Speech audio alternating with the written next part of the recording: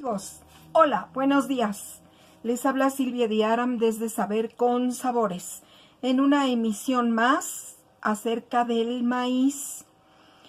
Como ayer les comentaba, hoy quisiera hablarles sobre la creación de los pueblos antiguos de América, se puede decir de América, porque acuérdense que, bueno, yo les he comentado siempre, y quien me conoce lo sabe, América es todo un continente, no es un solo país, todo un continente, desde el polo norte hasta el polo sur. Lo que abarque el continente somos América y somos todos americanos. Obviamente pues no teníamos ese nombre, ¿verdad? No teníamos el nombre de América, sin embargo, pues bueno, nos conocemos a nivel mundial como el continente americano.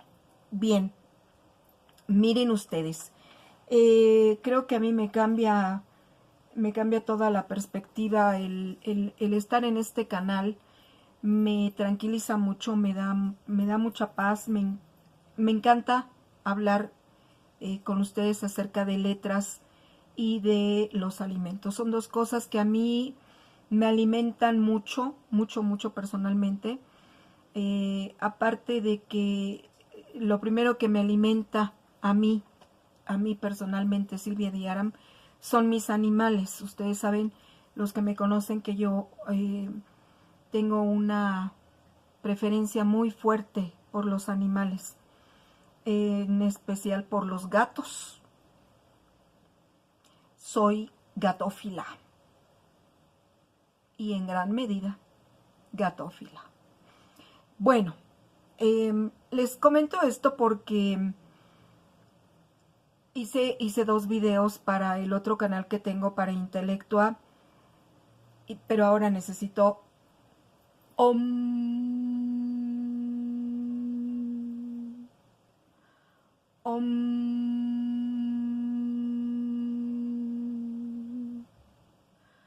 om.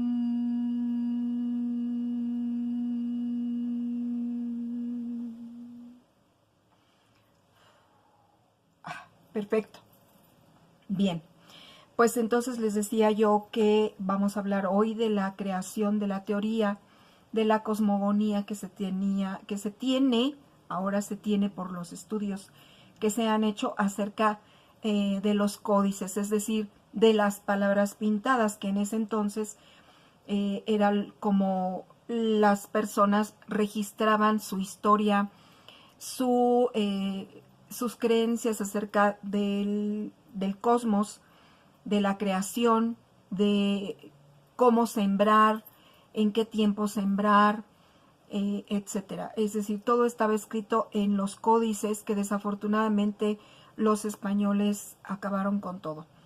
Se pretendió escribir nuevamente estos códices ya cuando estaba México, América y gran parte del territorio invadido por los españoles y saqueado por los españoles, quemado y ultrajado por los españoles. Entonces se dieron a la tarea algunos frailes destructores, como siempre, algunos que no llegaron a este continente con esa mentalidad tan destructora. Se dieron a la tarea de poner a algunos indígenas a pintar de nuevo las palabras en los códices, y es lo que se tiene hasta la actualidad como registro de la historia de este país en sus antiguos poblados. Entonces, les decía yo que se tenía la creencia de que había un solo Dios. Ese Dios le dio origen a la pareja primigenia, y se tiene la creencia de que esta pareja primigenia estaba hecha de el alimento por antonomasia más acorde con nuestra tierra, que es el maíz. Se supone que esa deidad máxima, al cultivar el maíz, al transformarlo con agua, dio origen a una masa y de ahí modeló a la primera pareja que dio origen al resto de los seres vivos. Entonces vean qué importante es el maíz en nuestra cosmogonía. De ahí se fue sucediendo el cultivo del maíz hasta llegar a lo que hoy tenemos. Y quiero hablarles de que esta planta, como yo les decía en el primer video, esta planta maravillosa, esta bendita planta, se utiliza toda. Miren, les voy a contar. Las hojas verdes las usamos para tamales o para hacer recipientes. Recipientes, amigos, sí. En ella tomaban agua o tomaban pulque o tomaban, el octli, que es el pulque, octli. Tomaban atole, etcétera, porque son casi impermeables estas hojas verdes. Se usan para hacer tamales, los uchepos que yo conozco. Se pone la masa de maíz, de elote, es decir, esta masa no se hace con el elote seco, sino con el elote fresco todavía, no con la mazorca, correctamente hablando, sino con el elote que es fresco. Se le mezcla azúcar, se le mezcla algún tipo de grasa y se pone dentro de las hojas de tamal verde, de las hojas de la planta verde, y luego se cocinan al vapor. Las espigas son comestibles, los cabellos son medicinales, es una medicina que se usa ancestralmente para los riñones. La caña en sí se usa como dulce, como azúcar, porque es muy dulce. El olote, es decir, cuando se desgrana el maíz seco, se deja secar el olote y se utiliza para hacer los oloteras, que es en donde se desgranaba usualmente el maíz, es decir, las mazorcas de maíz cuando ya están secas. Déjenme decirles que yo utilicé oloteras, porque en el pueblo de mi papá, en el estado de Hidalgo, ahí llegábamos en una habitación, me acuerdo de la casona antigua de la tía, ahí se guardaba todo el maíz que ellos cultivaban y nos trepábamos hasta arriba como monitos, nos trepábamos hasta arriba y entonces entre los primos y nosotros nos poníamos a desgranar el maíz en las oloteras. Había de diferentes tamaños, unas bastante grandes, otras más pequeñas para los niños, y se nos enseñaba a desgranar el maíz seco ahí en las oloteras.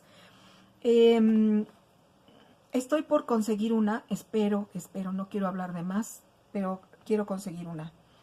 Entonces, los olotes además se usan como tapones. No sé si ustedes todavía por ahí hayan visto en los mercados de artesanías unas botellas que contienen licor de diferentes frutas y se tapan con un pedazo de olote. Entonces se usa como tapones los olotes.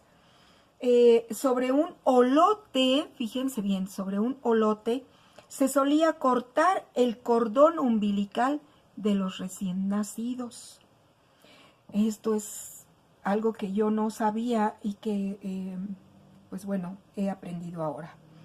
Las hojas para tamal ya secas, es decir, la hoja de la mazorca seca, se remoja y se utiliza para hacer los tradicionales y los adorados tamales. Porque quiero que sepan que yo soy una fanática de fanáticas de los tamales. A mí me fascinan los tamales. Tan es así que ya estipulé que en mi velorio se dé tamales a todo el mundo que llegue a despedirme. Entonces, amigos, va a haber en mi velorio tamal para todos, para que todos festejen que yo viví, que escribí, que pinté, que hice escultura, que hablé en estos videos a través de YouTube, que tuve la oportunidad de hablar en televisión en beneficio de los animales hace años y que soy una enamorada de los tamales y de las letras.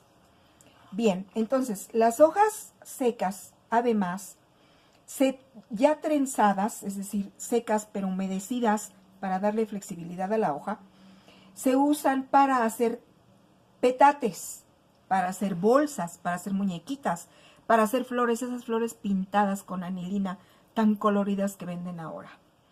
Si se les deja sobre el terreno a estas hojas, al corte que le hacen a la caña, al maíz que se va cayendo cuando hacen la cosecha, a las hojas que van quedando, todo esto sirve de abono para la misma tierra. Y al mismo tiempo, la caña y las hojas y los elotes que no crecieron bien se utilizan como alimento para el ganado. También son alimento para muchos animalitos que viven en la milpa, porque han de saber que viven tuzas y viven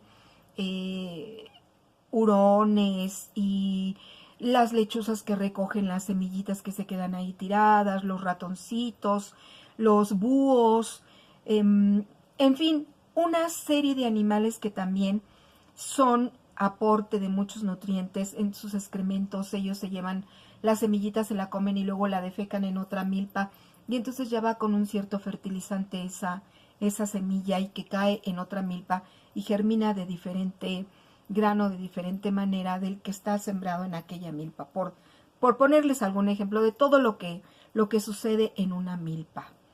Entonces, amigos, fíjense qué riqueza de conocimientos estamos adquiriendo en torno al maíz.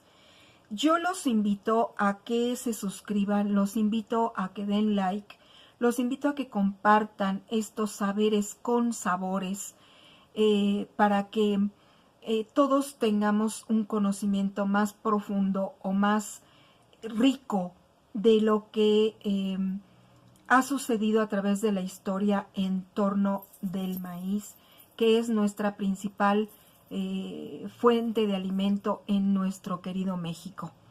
Les agradezco mucho la atención, les agradezco que me hayan atendido, que me hayan escuchado y que estén prestos para recibir lo que yo quiero compartir con ustedes. Ahora quiero mostrarles que aquí en este libro que se llama Arte prehispánico en Mesoamérica,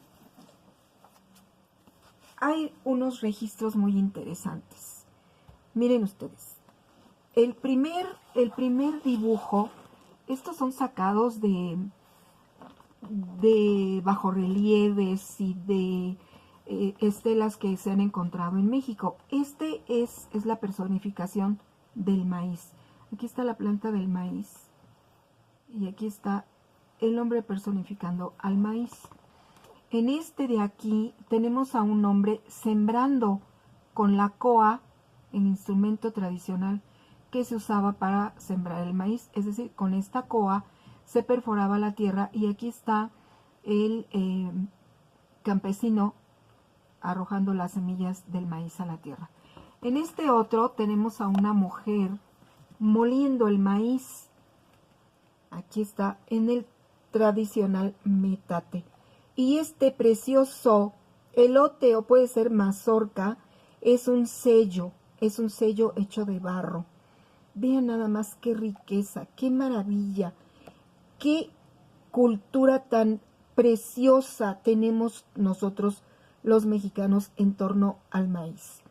Entonces, amigos, pues les agradezco mucho su atención y les pido que compartan los conocimientos en torno al maíz.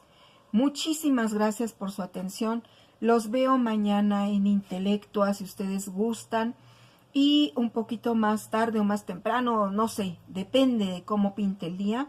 Los veo aquí en Saber con Sabores desde acá, estas palabras con letras, para que nos escuchemos y nos saboreemos una rica tortilla, un rico elote, unos ricos esquites, en fin, lo que ustedes gusten comer hoy a la hora de la comida, a la hora de la cena, a la hora de la colación, a media tarde, lo que ustedes gusten en torno al maíz.